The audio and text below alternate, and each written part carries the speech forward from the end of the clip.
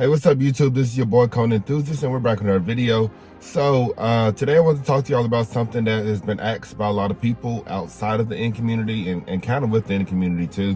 But a common question I get asked on my comments or on Instagram would be, what is my favorite N out of them all? Out of the Veloster, out of the Kona, out of the Elantra. That's what we have in the US. So which one is my favorite? So we're going to get the video started, but first we're going to start off with a cold start.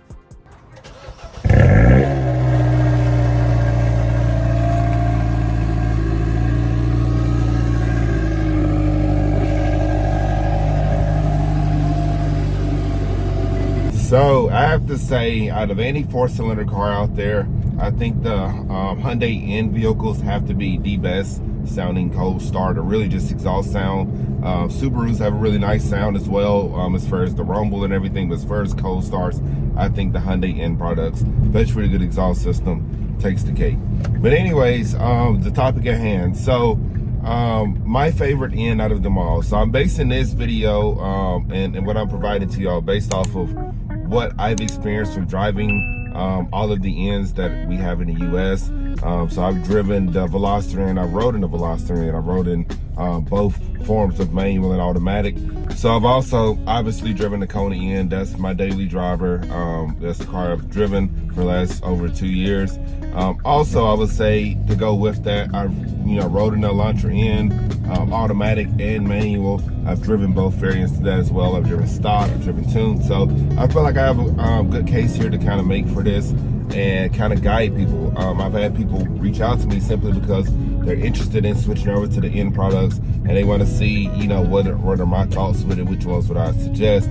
But also, just kind of curious from another N owner's perspective. I had other people ask me with the Elantra, the Veloster N, which one I would choose if I had to redo it again. So that's basically the purpose of this video. How would I redo it? So we're going to start off with the Veloster, then we'll talk about the Elantra, and then we'll put the Kona at the end. Obviously, there's a lot of biasy with me owning a Kona N. So I do apologize if, it seems like I'm talking quieter than usual. My voice is going out right now, or I was going out over the weekend, and so I'm kind of getting it back. I was going to make this video earlier, but I was just trying to wait till my voice was back to a decent state. But anyways, so we'll start the Veloster. I got to ride in that car initially with my friend Chan Man. You've seen him on the channel before. I got to ride in this car when he first got it, or when I first met him. And I also got to ride with him whenever he tuned his Veloster N. I also got to ride with one of my friends here, Danny, and I drove another person's Veloster N as well that lives here. But all of those are pretty much good examples of different variants of each other. And I just love how that car just feels very playful. So I love that the Golf, how that car feels, and I feel like the Veloster feels very similar to that as far as like the sizing dimensions and stuff, the low center of gravity, things of that sort. So I really enjoyed that a lot. Honestly, it's a really good riding vehicle. It was a lot better to me than the Kona, just because it's like the same length and everything, but it sits lower to the ground. So it just felt a little bit more playful. Felt like it had a lot more room for pushing the limits versus what my Kona does. A couple things that you will notice coming from the Veloster into the Elantra and the Kona. So the Veloster is lighter, which is a good thing, but it does lack power a good bit, especially once you get to modifying them, especially when you get into tuning.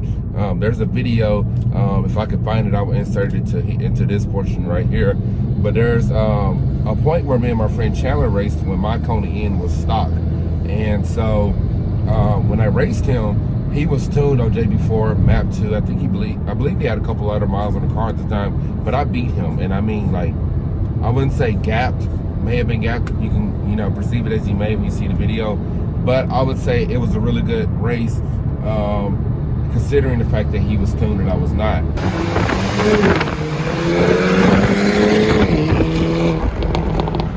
So what I'm getting at is, if you do decide to get the Veloster and you're looking to get the most power, that's probably not the option to go. I would go with the Elantra or the Kona N, simply because of the fact that those two vehicles have a bigger turbo, which is not making like a whole lot more power from the factory over those vehicles.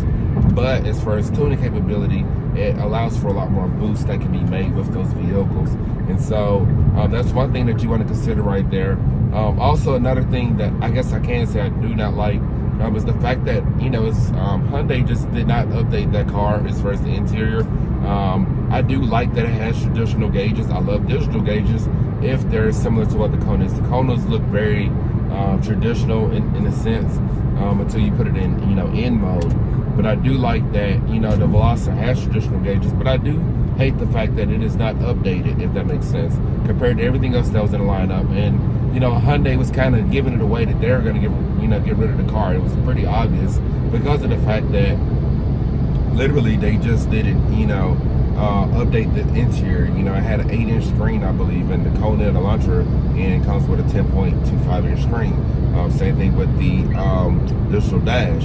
So when you look at it from that perspective, it's like, okay, the gauges look cool and everything, but I would have liked to see them, you know, update the interior compared to what else is offered. But overall, aside from that, the driving dynamic is why you buy that car. I think it is a great car. The 3-door thing is still a little weird to me. I said that in my last video. I'm still not sold on the 3-door thing, but I do think that it honestly is a solid car to have. And you know, it's a great first performance car. I mean, the used market right now, you can find this car for easily, you know, I would say in the mid $20,000 range, you know, upper 20,000 if you're looking at 21s or 2022s. But they're really good cars. I believe the transmission is really good. Same thing that's in my car. You get stick shift, that was obviously great. And they're very efficient, just like all the other is. So I think that's a good option. As far as the Elantra N is a really, really nice vehicle. I don't know how else to put it, man. I think Hyundai did a really good job with the Elantra N. I feel like the interior is really nice, especially like, you know, some people may have their thoughts and stuff. I kind of like to see some of the Type R more, but I do like, I mean, from a comfort, you know, standpoint, I like that more. But I do like the Elantra N design, you know, of their seats more, and the fact that you have the light up seats just like you have in a Veloster. I love that aspect right there. I think that is a really cool thing, but I just love the dash layout in the Elantra N. It just looks so good compared to what we have in the Kona N, and I would say the Veloster. I like the one just big display, similar to what you get in a lot of cars like BMW or Mercedes now. But with that, I would say, you know, at first when I got, you know, was looking at getting another car, I went into the Kona kind of because of the timing. I was just trying to get out of a car before I had to travel home for Christmas, but also was the fact that I just wasn't sold on the looks at first with the Elantra N. I like the refresh design of the front fascia now, but I do think like the pre-refresh, I like the back end more. I just think it looks a lot better. It's too much black, so I wish they could just kind of distribute that a little bit better. But anyways, I can say, as far as the Elantra N, I think the interior is designed really well. I think it performs better to me than than the Veloster and the Kona N. I think both of those perform very well, but the Elantra just take it to another level.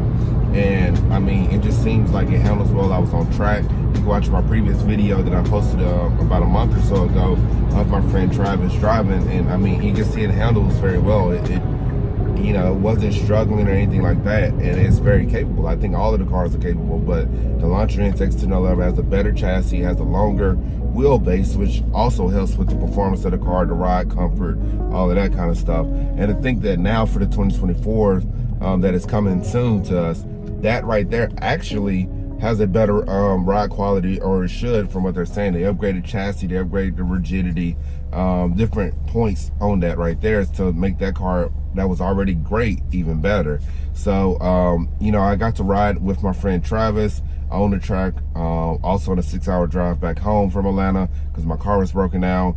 I also got to drive one of my friend's car that was stock. I got to drive a tune. Pretty much my friend Brian has the same car as me, but it's an Elantra N with a 6-speed manual, so I got to drive that as well, and I think it handles really good too. I have 0 issues with that as well. So yeah, I just think, you know, Elantra N is a great option to get as well if you're looking to get something with bigger back seat, bigger trunk, with great gas mileage, and a more modern interior. If you're kind of, you know, going towards that modern interior, that would definitely be the way to go.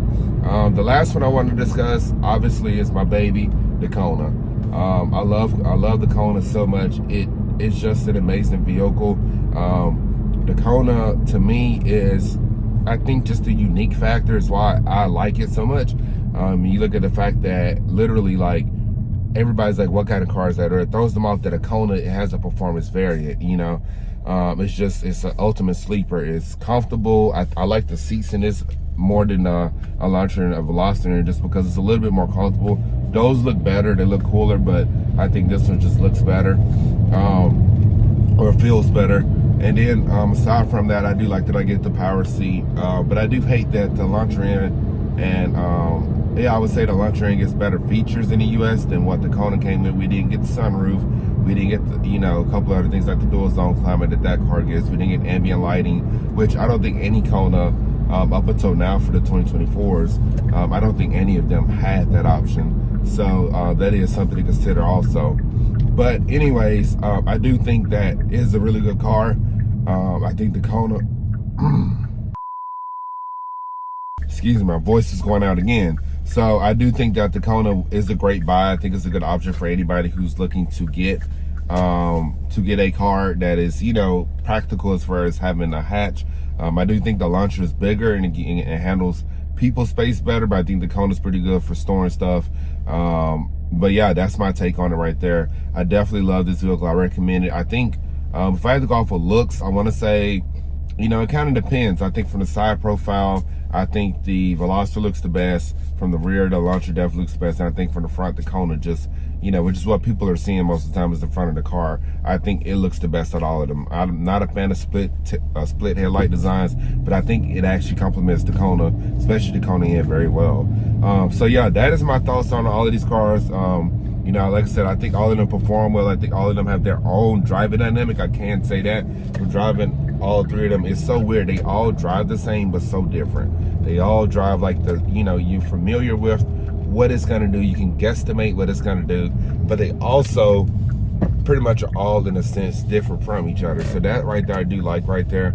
That, you know, I mean, the Veloster N is the playful one. The Kona ones that can kind of, you know, surprise you a lot, and, you know, it keeps you on your toes. You have to really be on your toes because of how the suspension is set up with this one versus, you know, the more, I would say, controllable ride as with the others.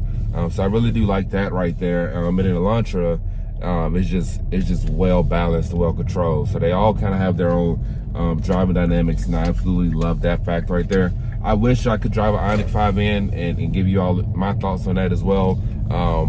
You know, if you're into electric cars, I can 110% say that car will be a better vehicle. I mean, there's so much tech that's been added into just, you know, not just the performance, obviously, but just the drivability of the car on track. And so I think, you know, it'll be a good option once that time comes for that vehicle. So I'm very excited to see what that car is going to be like.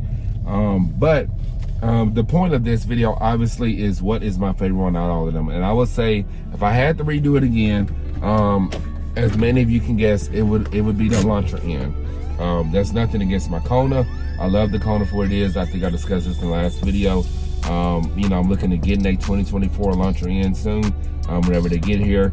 I love the Kona. I just want something that has more space, a little bit more of a modern interior, which is what I think the Elantra provides with the ambient light and with the sunroof.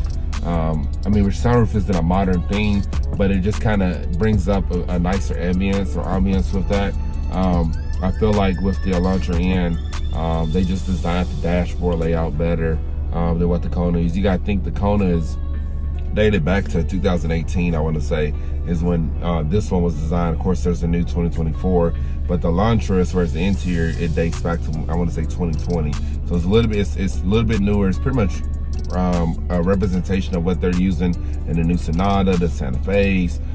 You know, even looking at the Kia side of things, it's a representation of the newer side versus the Kona and the Veloster kind of in that in between. So like I said, I love this car a lot, but I would definitely get an Elantra N.